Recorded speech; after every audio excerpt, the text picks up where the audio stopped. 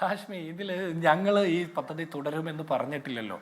ഈ പദ്ധതി തുടരുമെന്ന് പറഞ്ഞിട്ടില്ല. ഇത് വി ഡി സതീശൻ്റെയോ പിണറായി വിജയൻ്റെ വ്യക്തിപരമായ കാര്യമോ സ്വകാര്യമായ കാര്യമല്ല, സംസ്ഥാന സർക്കാരിൻ്റെ തുടർച്ചയാണ്. അപ്പോൾ സ്വാഭാവികമായിട്ടും മുൻ വിദ്യാഭ്യാസ മന്ത്രിയുടെ കാലത്ത് ഒപ്പിട്ടിരിക്കുന്ന ഒരു കരാറിൽ നിന്ന് നിയമപരമായിട്ട് എന്തൊക്കെ ലൈബിലിറ്റീസ് ഉണ്ട്, പിന്മാറാൻ എങ്ങനെ സാധിക്കും, ഇതൊക്കെ പഠിക്കാൻ വേണ്ടിയിട്ടാണ് മന്ത്രിസഭ ഉപസമിതിയെ വെച്ചത്. കഴിഞ്ഞ സർക്കാരിൻ്റെ കാലത്ത് അങ്ങനെ ഒരു സമിതിയെ വെച്ചല്ലോ പഠിക്കാൻ വേണ്ടിയിട്ട്. ആരായിരുന്നു സമിതി? എന്തായിരുന്നു റിപ്പോർട്ട്? എന്താണ് അവർ നടപ്പാക്കിയത്? ഒന്നും നടപ്പാക്കിയില്ല. താങ്കൾ പറഞ്ഞ ശരിയായി പറഞ്ഞതാണ്. CPI-ക്കാർ അന്ന് വലിയ രീതിയിലുള്ള ആക്ഷേപം ഉന്നയിച്ചു. കാരണം എന്താ?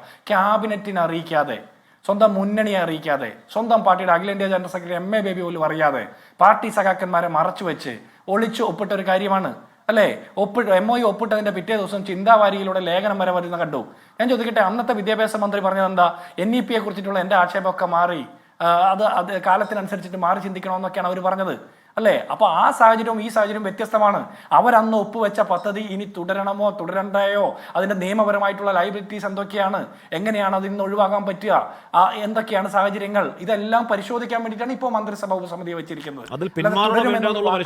പറഞ്ഞിട്ടില്ലല്ലോ. PM3 മുന്നോട്ട് കൊണ്ടുപോകാൻ ഇതിൽ ഇളവ് നേടാൻ വേണ്ടി കേന്ദ്രത്തോട് ആവശ്യപ്പെടാനുള്ള ഉപസമിതിയാണ്. അല്ലാതെ ഈ PM3യിൽ തുടരണോ ഞങ്ങൾ പിന്മാറണോ വേണ്ട എന്ന് ആലോചിക്കുന്ന ഉപസമിതി അല്ല ജിൻഡോ.